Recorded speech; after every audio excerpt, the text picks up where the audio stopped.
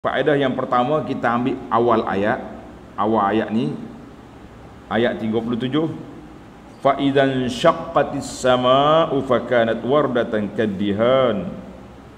Bila langit terbelah dia jadi kemerahan. Ayat ini tafri'u ikhbar ala ikhbar. Ayat ini melengkapkan cerita di atas cerita. Mana cerita? Cerita yang Allah Ta'ala sebut di awal-awal tentang mereka ini, ayat 31, sanafrughu lakum ayyuhas saqalan. Aku akan beri masa khas kepada kamu untuk muhasabah, wahai jin dan manusia. Bila ke hari itu? Sekarang dijawab. Fa idzan syaqqatis sama', pada hari langit terbelah. Itu dia panggil ikhbar, nak berlaku satu peristiwa. Ayat ini pula ayat 37 ni menyatakan bila, jawabnya hari kiamat.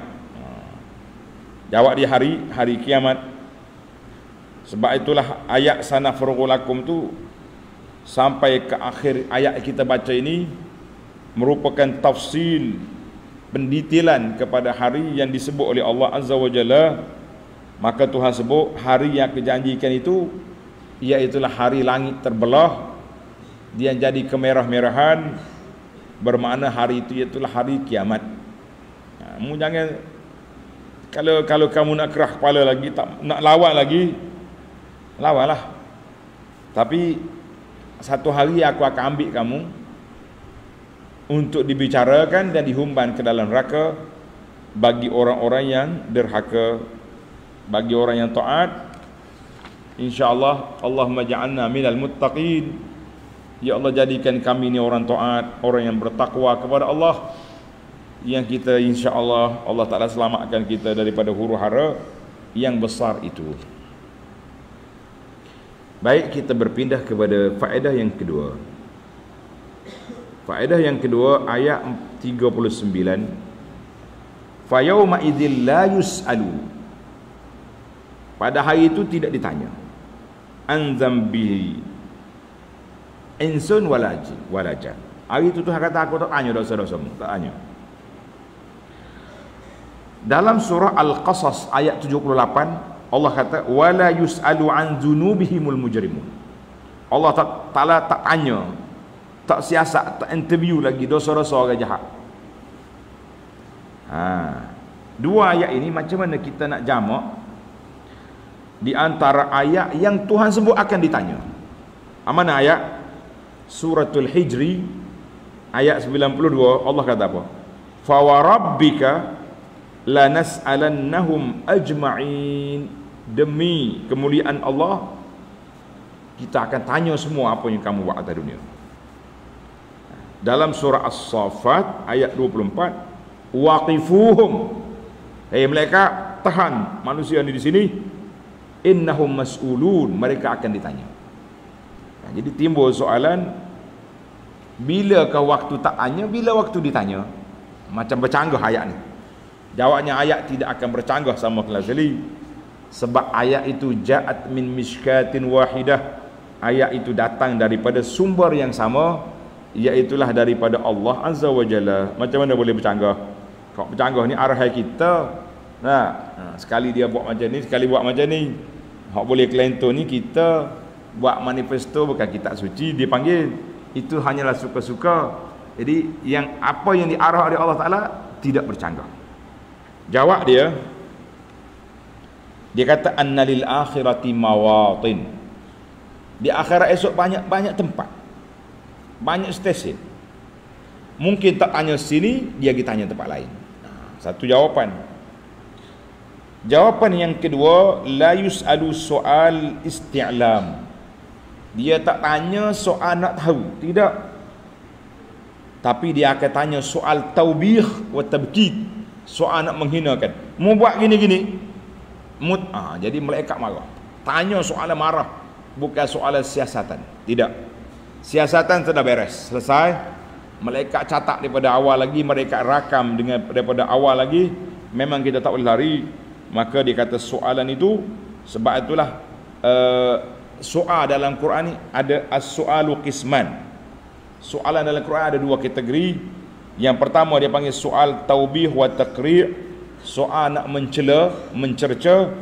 Ada tuhu biasanya Allah Taala guna 5 taqulun, 5 taf'alun, 5. Kenapa? Bapa Kelantan kata. Yang kedua soal istikhbar wa isti'lam, soal tanya khabar dan nak tahu. Maka biasanya ada dia diguna hal. Adakah kamu buat? Fal musbatu, maka yang mensabitkan 5. Kenapa buat? Itu soal cerca. Wal manfiyu, hal, dengan hal itu soal nak tanya. Bukan nak tanya Tuhan tak tahu, nak tanya nak suruh kamu mengaku. Itu beza. Wajhu dilalatil Quran lahaza, maknanya ayat Quran ini bertempat. Sekali dia tanya, sekali tak tanya. Jadi tengok keadaan lah. Mana ayat ini jelaslah kepada kita tentang detailnya. Penggunaan kalimat soal pun dalam Quran sangat halus. Allahu Akbar, subhanaka ya ilahi, maha suci engkau ya Allah. Kaburat kalimatan takhruj min afwahim in yaquluna illa kadhiba. Besarnya, jahatnya mulut-mulut orang kafir, mereka telah buat tuduhan kepada Tuhan kita. Baik, kita berpindah kepada al-faidatus salisah. Faedah yang ketiga, fi qawlihi ta'ala fa yawma idzil la yus'alu an dzambihi insun wala jan. Pada hari itu tidak ditanya tentang dosa-dosa dia, jin dan juga manusia. Kata ulama tadabbur, adafa subhanahu az-zunuba ila thaqalaini. Allah Ta'ala sandarkan dosa itu kepada dua makhluk, jin dan manusia. Wa hadza dalil, ayat ini dalil bahawa annahuma, jin dan manusia, mustawayani fit taklif, sama dari sudut taklif, tanggungjawab syarak sama. Dalam ayat lepas kita dah bincang tentang jin juga mukallaf. Ayat ini sekali lagi menunjukkan bahawa jin dengan manusia sama dari sudut taklif, tapi ada kemuliaan lebih pada manusia daripada jin sebab kita ada nabi, kita ada rasul. Itu yang ketiga. Al-faidatur rabi'atu, faedah yang keempat, fi qawlihi ta'ala yu'raful mujrimuna bisimahum. Orang-orang jahat ada tanda-tanda dia. Allahu Akbar. Ai anna li sahibi kulli zambin, setiap dosa di akhirat esok ada tanda. Yuridu Allahu izharaha, Allah Ta'ala nak zahirkan perbuatan kamu di dunia dengan tanda-tanda yang telah dikategorikan. Wallahu alam macam mana tanda. Sebahagian tanda tadi saya dah sebut hadis. Nabi kata li kulli ghadirin liwa'un yaumal qiyamah. Setiap penipu, pembohong itu ada bendera pada hari kiamat. Maknanya kalau orang ni mencuri kambing, dia akan pikul kambing. Curi barang, dia akan pikul barang. Curi tanah orang, dibawanya digulung 7 lapis bumi atas kepala dia.